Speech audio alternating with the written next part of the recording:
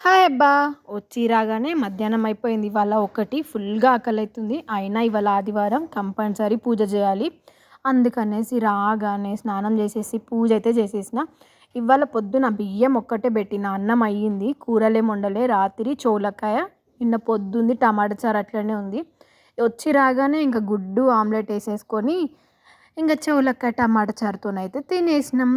ఇవాళ Sunday special ఇదే అనమాట. మీ ఇంట్లో సండే స్పెషల్ ఏంటో మరి కామెంట్ చేసేయండి. నేనైతే ఏదున్నా తినేస్తా అండి.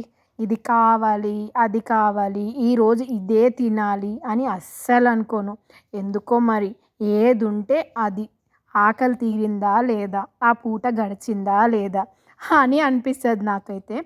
మా పిల్లలు మాత్రం అనుకున్నది ఆ రోజు కావాలి అమ్మా అని అంటారు. నీలాగా మేము ఉండలేమే అని చెప్తారు.